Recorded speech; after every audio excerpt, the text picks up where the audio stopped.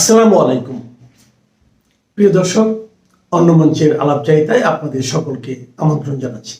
দেশমাতা খালেদা জিয়া কি আর ইহ জগতে নেই? সারা বাংলাদেশ জুড়ে এখন এটাই সবচেয়ে বড় প্রশ্ন। অনেকেই বলছেন সরকার যেভাবে তাকে হঠাৎ করে ভিভিআইপি ঘোষণা করলো, যেভাবে এসএসএফ বা স্পেশাল সিকিউরিটি ফোর্স দিয়ে তার যে কেবিন, তার যে হাসপাতাল থেকে তাকে দেখা করতে যাওয়ার সব ব্যবস্থাকে যেভাবে প্রায় বন্ধ করে দিল, যেভাবে হাসপাতালের চারদিকে ত্রিস্তর সুরক্ষা বাহিনী মোতায়েন হলো, তাতে একটা প্রশ্নই সবার মনে ঘুরপাক খাচ্ছে। সেটা হলো, কেন এত সিকিউরিটি ব্যবস্থা, কেন হঠাৎ ভিভিআইপি ঘোষণা? কিছু উত্তর বাতাসে ভাসছে। এত সিকিউরিটি নাকি খালেদা জিয়ার পুত্র তারেক রহমান যে কোনো সময় দেশে ফিরতে পারেন, সেজন্যই নাকি এত সুরক্ষা। একদমই যুক্তিগ্রাহ্য নয় এমন উত্তর। কারণ তারেক রহমান যদি এখন দেশে ফেরেন, তাহলে উনি যেভাবে দেশে থাকতে না পারার জন্যে রাজনৈতিক আশ্রয় নিয়ে লন্ডনে আছেন, ইংল্যান্ডে আছেন, উনি এখন দেশে ফিরলে ওনার লন্ডনে থাকার আর সময় সেই সুযোগ হবে না। তিনি আর রাজনৈতিক কারণে লন্ডন প্রবাস, সেটা তিনি থাকতে পারবেন না। সুতরাং একদমই যুক্তিগ্রাহ্য নয় এই উত্তরটা যে তারেক রহমানের জন্যে এইটা করা হচ্ছে।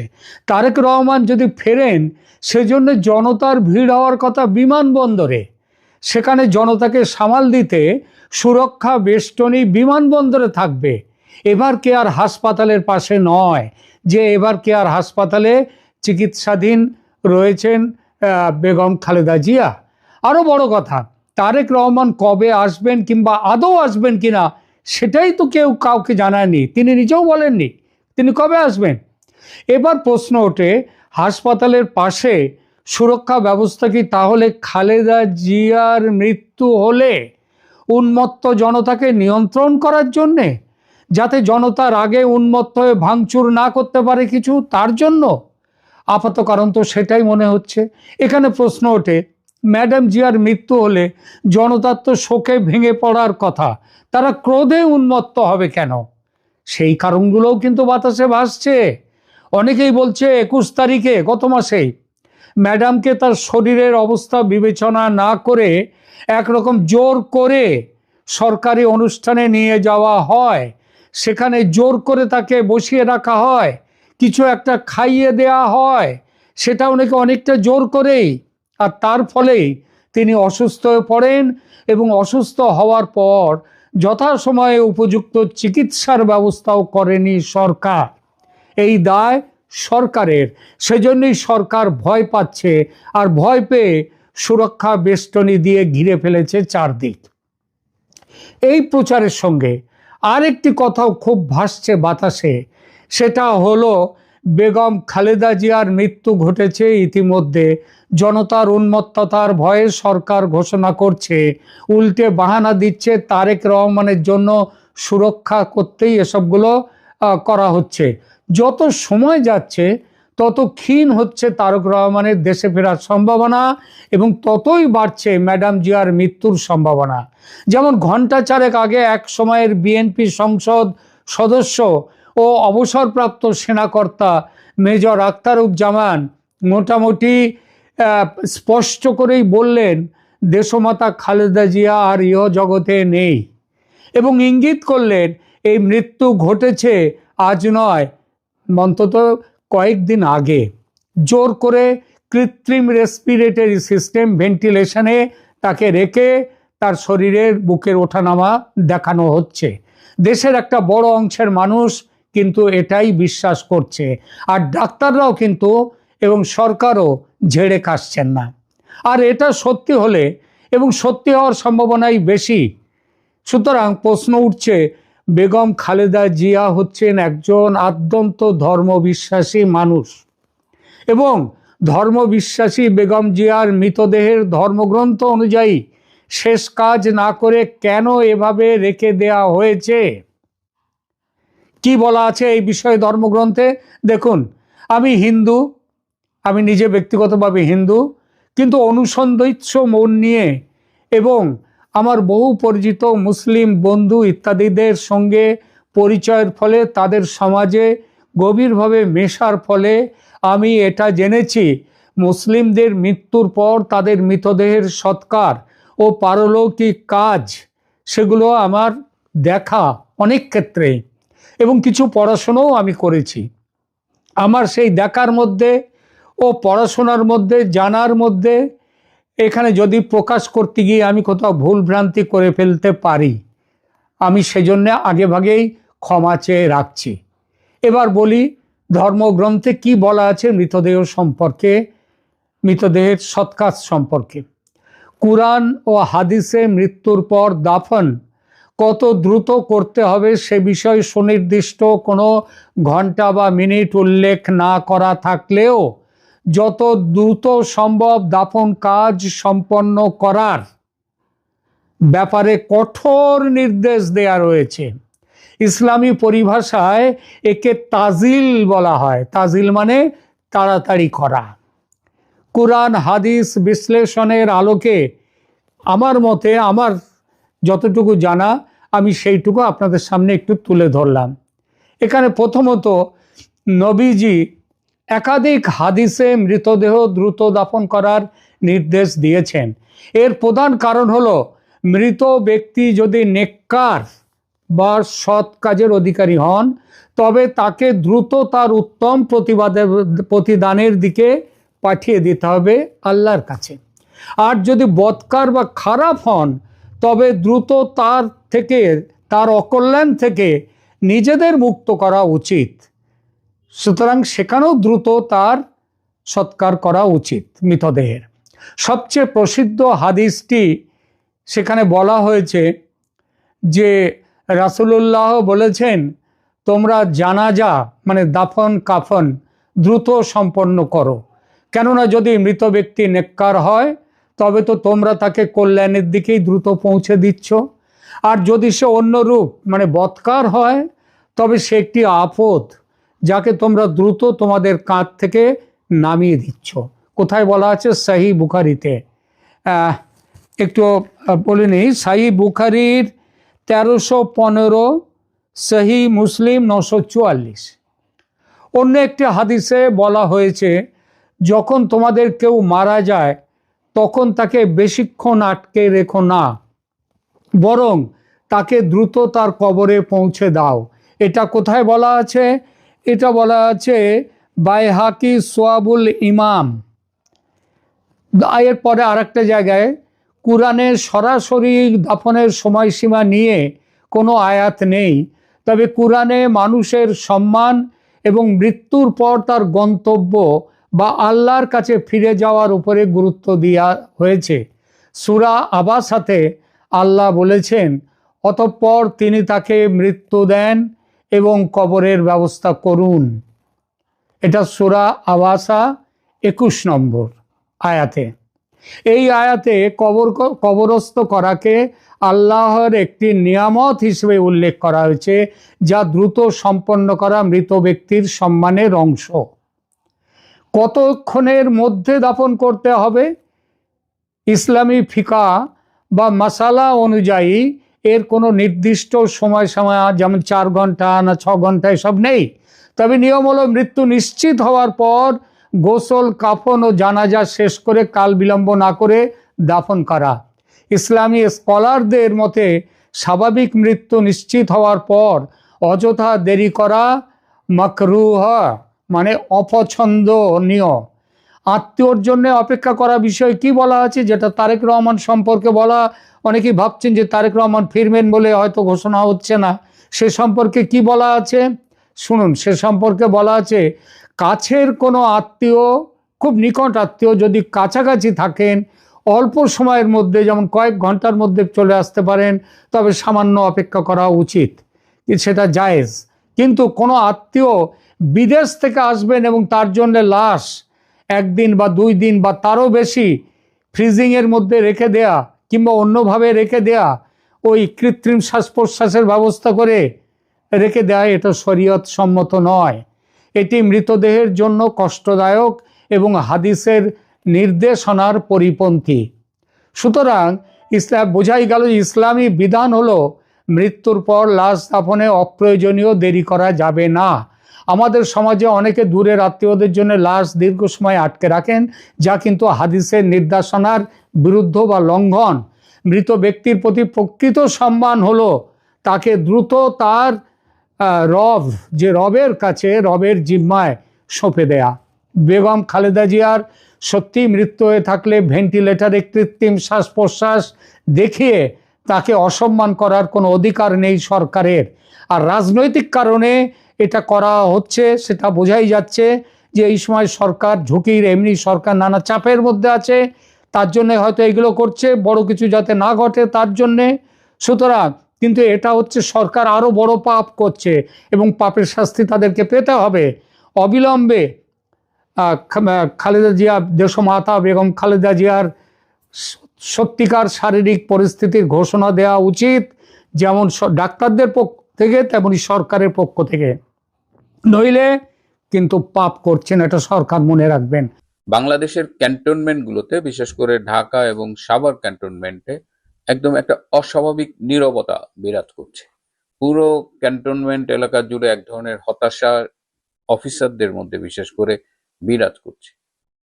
এই যে কদিন আগে যে প্রায় 24 জন সামরিক কর্মকর্তার বিরুদ্ধে মামলা হলো আইসিটিতে, এবং তার মধ্যে 14 জনকে গ্রেপ্তার করা হলো, যারা এই মুহূর্তে বন্দী রয়েছে, যাদের ইতিমধ্যে আইসিটিতে হাজিরও করা হয়েছে। সেদিন প্রথম যেদিন হাজির করা হয় সেদিন উপস্থিত সবাইকে, 14 জনকে একসাথে হাজির করা হয়েছিল, কিন্তু এখন আর একসাথে হাজির করা হচ্ছে না। তাদের বিভিন্ন মামলায় অ্যারেস্ট দেখিয়ে আলাদা আলাদাভাবে হাজির করা হচ্ছে। এবং এই যে যাদের হাজির করা হচ্ছে তাদের পক্ষে আর্মির থেকেই আবার আইনজীবী নিয়োগ করা হয়েছে। আইসিটিতে যান বা ওই আদালতে যাওয়া আসা করেন, এরকম একটি সূত্র আমাকে জানিয়েছে যে আর্মির পক্ষে যেসব আইনজীবীরা লড়াই করছেন তারা তাদের সর্বস্ব দিয়ে লড়াইটা করছেন না, তারা এক ধরনের দায় সারা গোছের অংশগ্রহণ করছেন। এর থেকে যেটা ধারণা করা হচ্ছে যে এই সেনাবাহিনীদের যে বিচারটা আইসিটিতে হচ্ছে সেটাও এক ধরনের প্রহসন হয় কিনা। কারণ আইনজীবীরা তার মক্কেলের পক্ষে যদি কথা না বলেন, যদি যুক্তি তুলে না ধরেন, তাহলে সেটা কেমনে, আইনজীবীর কাজটা তাহলে কি? তো এই আইসিটিতে নিয়ে এরকম প্রহসন যখন চলছে, এবং যেটা নিয়ে সেনাবাহিনীতে কিন্তু অলরেডি আমি আগেও বলেছি যে একটা ক্ষোভ বিরাজ করছে, এবং এইটা আমাদের সেনা প্রধান জেনারেল ওয়াকার খান এটা ঠেকাইতে পারেনি। তিনি পুতু পুতু কইরা যা ব্রিগেডিয়ার আজমির হাত পা ধরছিল এক সময়, যেহেতু তাদের মামলায় এদের হাজির করা হয়েছে, তো সেই গুম খুনের বাইরেও আরো আরো মামলা হাজির করা হয়েছে যেখানে তাদের বিভিন্নভাবে আইসিটি কোর্টে আনছে। এদিকে এই যে বিডিআর এর হত্যাকাণ্ড নিয়ে, বিডিআর বিদ্রোহ নিয়ে, যেটাকে বহুত আগেই বলা হয়েছে এটা একটা বিডিআর বিদ্রোহ, এবং কেন বিদ্রোহ হয়েছে সেই কারণটাও খুঁজে বের করা হয়েছে। এবং সেই সময় আমেরিকান রাষ্ট্রদূত যিনি ছিলেন বাংলাদেশে, তিনি আমেরিকায় যে তার বার্তাটি পাঠিয়েছিলেন এবং যেটা উইকিলিক্সের মাধ্যমে ফাঁস হয়েছিল, সেখানেও বলা হয়েছিল যে এটি একটি বিডিআর বিদ্রোহ, এবং এটা হলো যে আর্মি অফিসারদের সাথে বিডিআর সৈনিকদের দীর্ঘদিনের সৃষ্ট কিছু তিক্ততা এবং কিছু ঘটনার পরিণতিতে এই বিদ্রোহটা হয়েছিল, এবং এখানে দেশি বিদেশি কোনো বহিঃশক্তির কোনো সম্পর্ক আছে বলে তারা মনে করেনি। কিন্তু এত বছর পরে এসে সেই যে তারা বলতো এখানে ভারত জড়িত, এখানে অমুক জড়িত, তমুক জড়িত, শেখ হাসিনা নির্দেশে হয়েছে, যা যা বলতো হুবহু এখন একটা রিপোর্ট আকারে তারা সেটা দিয়েছে। এবং এই রিপোর্টটা যখনই কমিশন পাবলিশ করেছে, যে রিপোর্টের গ্রহণযোগ্যতা নাই বললেই চলে, এটি একটি বানোয়াট মিথ্যে রিপোর্ট, তারপরেও দেখা গেছে যে যেসব ক্ষতিগ্রস্ত ভিকটিম ছিল, যেসব আর্মি অফিসাররা মারা গেছে বা যারা মারা গেছে, তাদের পরিবারকে শেখ হাসিনা সরকারের পক্ষ থেকে কিন্তু ব্যাপক সহায়তা করা হয়েছে, তাদের ফ্ল্যাট দেওয়া হয়েছে, এককালীন অর্থের অনুদান দেওয়া হয়েছে। তারপরেও দেখা যাচ্ছে যে সেই সময়ে ভিকটিম কিছু কিছু সেনা কর্মকর্তাদের সন্তানরা, ছেলে মেয়েরা অনেক উল্টাপাল্টা কথা বলছে। ইভেন যে মেজর জেনারেল শাকিল মারা গিয়েছিল, তার ছেলে এখন মানে মেজর জেনারেল শাকিলের শেষ যে ফোন আলাপ ছিল প্রধানমন্ত্রীর সাথে, সেখানেও তিনি বলে গেছেন যে এটা তার সরকারের বিরুদ্ধে একটা ষড়যন্ত্র। অথচ মেজর জেনারেল শাকিলের ছেলে এখন অন্য কথা বলছে, এবং এই ছেলেটা কি মাদকাসক্ত কিনা সেটা নিয়েও অনেকে প্রশ্ন তুলেছে।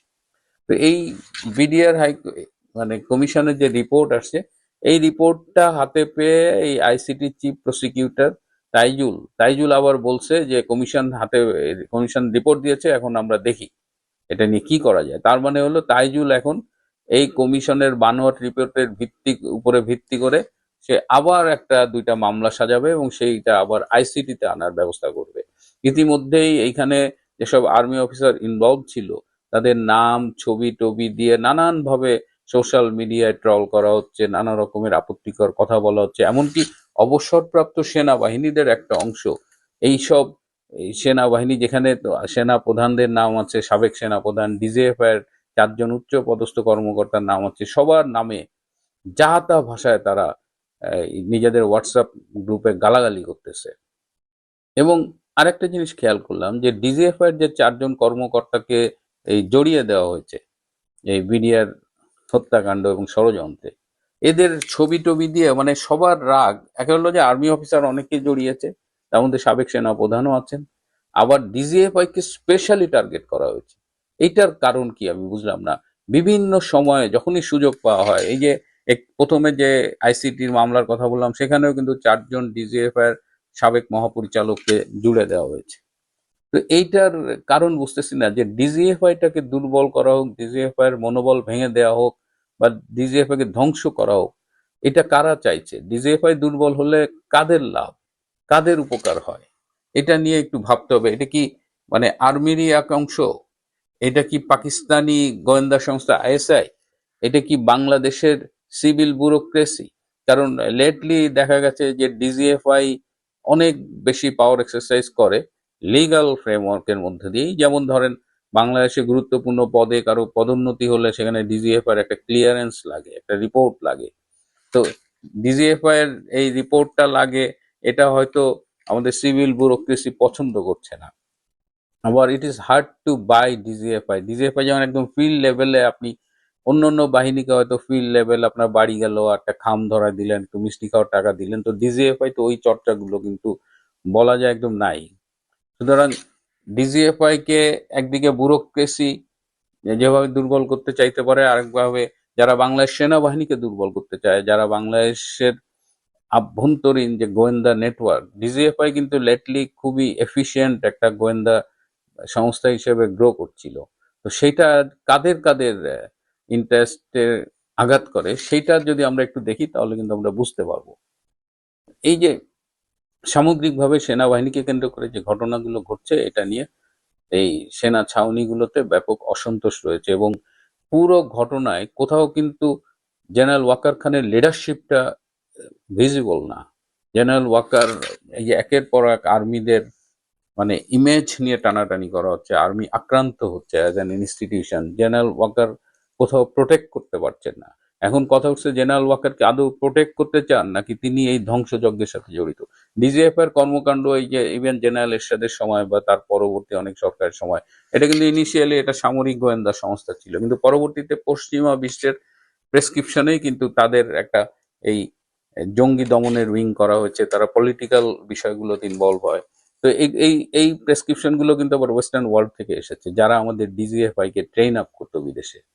তো এই অবস্থায় এই কারণেই আর্মিরা মানে এখন হতাশ, ক্ষুব্ধ ছিল, কিন্তু ক্ষোভটা কার কাছে দেখাবে? জেনারেল ওয়াকার খানের মতো এরকম মেরুদণ্ডহীন সেনাপ্রধান, যিনি সেনাবাহিনীর ইমেজটাকে ধুলোয় মিশিয়ে দিয়েছে। সেনাবাহিনীকে যেমন সাধারণ মানুষ ভয় পায় না, সেনাবাহিনীকে যেমন আড়ালে আবডালে অনেক আনসার বাহিনী বলে, আর এখন এই মামলা হামলা আইসিটিতে যে সেনাবাহিনীর একদম কফিনের শেষ পেরেকটা ঠুকে দেওয়ার ব্যবস্থা করতেছে এই জেনারেল ওয়াকার খান। তিনি, আমি জানি না কি ইরান স্টাইলে আর্মিকে দুর্বল করে পাশাপাশি জামাতের সরকার এনে ইসলামিক রিপাবলিকান গার্ড তৈরি করতে চান কিনা তা আমি জানি না। যাও, what ever is happening, it's not good. আর্মির মধ্যে প্রচন্ড হতাশা বিরাজ করছে। যারা এই মুহূর্তে বন্দী রয়েছে তাদের পরিবারের তো একদম চাতা অবস্থা, কিন্তু কোথাও দেখবার কেউ নেই। ওভারঅল বাংলাদেশের সিচুয়েশন যে চেঞ্জ হওয়া খুব জরুরি হয়ে গেছে, যেটা আমরা আশা করছি, এবং ওই চেঞ্জটা না আসা পর্যন্ত আর্মির এই অধপতন ঘটতেই থাকবে। প্রিয় বন্ধুরা, আজ এ পর্যন্তই। ভালো থাকবেন, সুস্থ থাকবেন, তার চেয়েও জরুরি হলো নিরাপদে থাকবেন। সবাইকে অনেক ধন্যবাদ।